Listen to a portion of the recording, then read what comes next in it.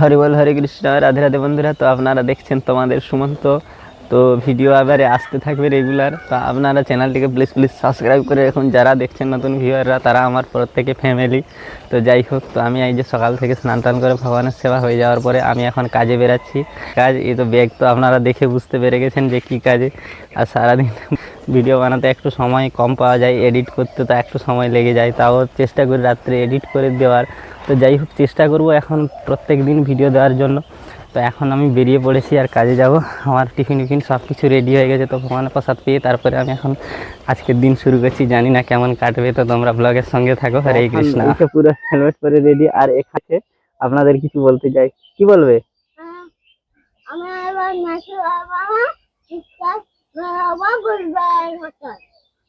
বদমাশি করবে না, চুপচাপ ঘরে রবে, গুড বয়ের মতো।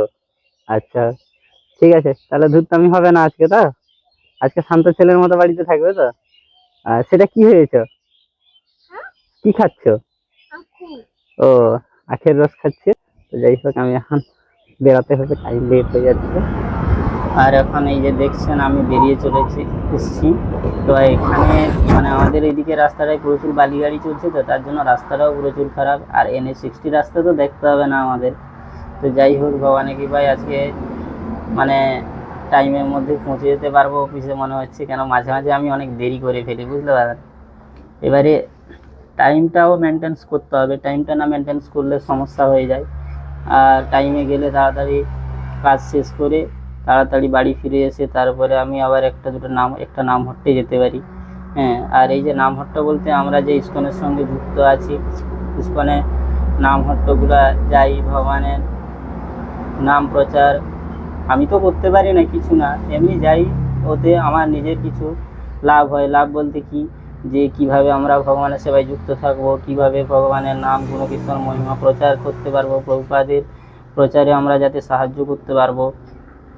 আর অনেক মানুষ আছে যারা এখনও হয়তো সব কিছু জানে কিন্তু হয়তো কিছু বুঝতে পারে না এবং ভগবানের নাম করতে পারে না। তারা যাতে ভগবানের দিব্য নাম সেবায় যুক্ত হতে পারে, তাদেরকে ভগবানের নাম সেবায় যুক্ত করানো। এটি তো তারপর বন্ধুরা, এই যে দেখছেন আমি এখন কাজে চলে এসেছি আর এখানে দাঁড়িয়েছি। এই যে দেখতে পাচ্ছেন আমার বাইক দাঁড়িয়ে আছে। তো আজকে ফার্স্ট ডেলিভারি, প্রথম কাস্টমার মানে ফোন তুলেনি, ঠিক আছে। তো যাই হোক, 5বার মতো ফোন করেছি, তারপরে ফোন তুলেনি। তো দেখি যদি পাওয়া যায়, না হলে কিছু করার নেই। আর আজকে প্রথম শুরুতেই হচ্ছে ক্যান্সেল, মানে কাস্টমার ফোন ধরেনি। তার মধ্যে জানি না কাজ কীরকম হবে। আজ দিনের শুরুতে কাজেতে প্রথমেই ঘটা হয়ে গেল। তো যাই হোক, চলুন আপনাদের দেখাই। তো এই যে কাজের মধ্যে এত কিছু সমস্যা, মানে ধারণার বাইরে। এই যে দেখছেন, এই যে যাচ্ছি, তার মধ্যে দেখি কাস্টমার ফোন ধরেনি, আর একবার ফোন করি, তারপরে ফাইনালি যাই হোক কাস্টমার ফোনটা তুলেছে। এখন পার্সেলটা নিবে করছে। এই যে হচ্ছে গলি রাস্তা, আপনারা দেখছেন জঙ্গলের মতো অবস্থা। তো শেষ পর্যন্ত কাস্টমার ফোন ধরেছে। তো যাই হোক, এখানে আমাকে মিনিমাম 5-7 মিনিট দাঁড় করিয়ে দিল, এই যাচ্ছি বলে। তো তারপরে এই যে দেখছেন, ওই যে কাস্টমার আসছে, এই যে কাস্টমার আসছে। তো যাই হোক, তো ঠিক আছে, ফাইনাল ডেলিভারি হয়ে গেল ওই পার্সেলটা। তো তারপর দেখা যাক এখন সেকেন্ড পার্সেল কি হয়। তো বন্ধুরা, এই যে দেখছেন এখানে জায়গাটা, দেখুন এটা দিয়ে আমি কীরকম যাব। এই হচ্ছে রাস্তার অবস্থা, আর আমার পিছন দিকে এদিকটা ওই রকম অবস্থা। তো এই রাস্তা দিয়ে এখন গাড়ি নিয়ে পার মুশকিল, বুঝতে পারছেন কি অবস্থা রাস্তা। এই দেখুন, এটা একটা গ্রাম পড়েছে, পার্সেল ছিল দুটো। তো বন্ধুরা, এই যে দেখছেন এখানটায় আমি একটু বসছিলাম, তো এখানে খাওয়া দাওয়া করছিলাম। তো বাড়ি থেকে খাওয়া নিয়ে এসেছিলাম। আর এখন প্রায় বাজতে গেল, প্রায় 3:30 মতো বাজতে গেল। হালকা একটু টিফিন ছিল, টিফিন না করলে এখন মানে খিদে খুব প্রচুরই লেগে গেছে। তার জন্য প্রচুর খিদা লেগে গেছিলো, তার জন্য হালকা একটু টিফিন করলাম। আর এই যে আমার বাইক এখানে দাঁড়িয়ে আছে, দেখতে পাচ্ছেন। পার্সেলও নেই, আর বেশি নেই, মাত্র গোটা 4 মতো পার্সেল আছে। মানে যদি মাস দেরিও হয়, আধা ঘন্টার মতো কাজ আছে, পরে বাড়ি চলে যাব।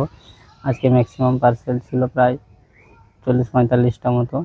তো তার মধ্যে হয়ে গেছে, 1-2টো পেন্ডিং হয়েছে। তো যাই হোক, আর দেখছেন তো রোদের প্রভাবটা মানে ভালোই আছে।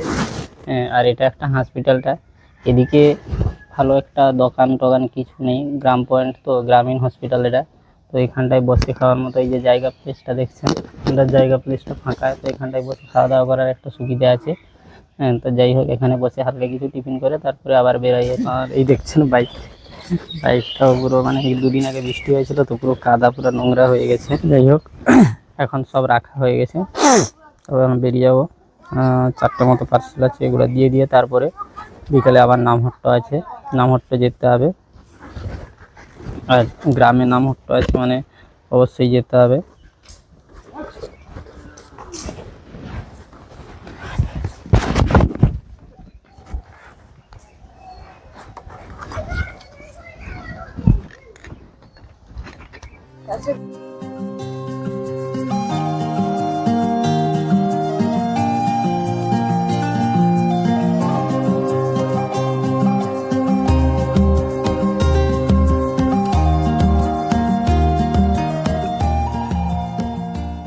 তো বন্ধুরা, এখন এই মাত্র পুরো কাজ শেষ হলো। তো এই যে দেখছেন ব্যাগও পুরো খালি। হ্যাঁ, আর কাজ এখন শেষ হয়ে গেছে, আর আমি এখানটায় একটা ফাঁকাটায় দাঁড়িয়েছি। তো এখানে একটু দাঁড়াবো। তো আর কথা হচ্ছে, এখন বাজতে গেল প্রায় 4:30 5টা মতো বাজতে গেল। তো যাই হোক, কাজ তাড়াতাড়ি শেষ হয়ে গেছে, বেলাও আছে হালকা। আর এদিকে আছেন একটা আখের বাগানটা, এখানটায় দাঁড়িয়েছি। তো আমি এখন বাড়ি চলে যাব, তারপরে কিছু খাওয়া দাওয়া করে একটু খালি রেস্ট নিয়ে তারপরে আবার নামহট্ট আছে যাব। আমাদের সুমন্ত চ্যানেলটিকে সাবস্ক্রাইব করে রাখবেন, আর ভিডিও যদি ভালো লাগে চ্যানেলটিকে একটি লাইক করে রাখবেন, কমেন্টে জানাবেন ভিডিও কেমন হয়েছে। তো আমি চেষ্টা করব তো কাজের মধ্যে থেকেও আমি ভিডিও দেওয়ার জন্য।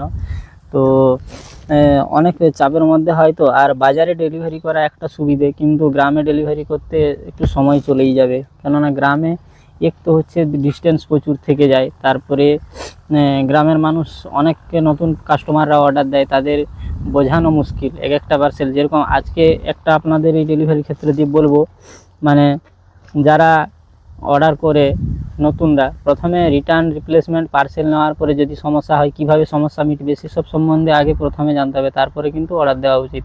নাহলে আজকে একজন পড়েছিল কাস্টমার, সে মাঝখানে এরকম বলতেছিল পার্সেল কেটে নিব, এই নিব, যেগুলো ওপেন বক্স থাকে না সেগুলো কোনো ডেলিভারি বয় কোনো দিন কেটে দিবে না। এরকম আসবে, নর্মাল পার্সেল দিবে, যদি ক্যাশ অন ডেলিভারি থাকে তাহলে ক্যাশ নিবে, চলে যাবে। আগে ক্যাশ নিবে, তারপরে পার্সেল দিবে, বাস। আর যেগুলো ওপেন বক্স থাকে সেগুলো তো প্রত্যেক ডেলিভারি বয় কেটে দেখিয়ে দিয়ে যাবে। হ্যাঁ, তো যারা আমার ভিডিও দেখছো, যদি কেউ নতুন হয়ে থাকো, হ্যাঁ, ফ্লিপকার্ট থেকে, অ্যামাজন থেকে, মিন্ত্রা থেকে অর্ডার করার আগে মিন্ত্রা রিটার্ন রিপ্লেসমেন্ট প্রবলেম সলভটা কীভাবে করা যাবে সেটা আগে জেনে নাও, তারপরে অর্ডার করবে, ঠিক আছে।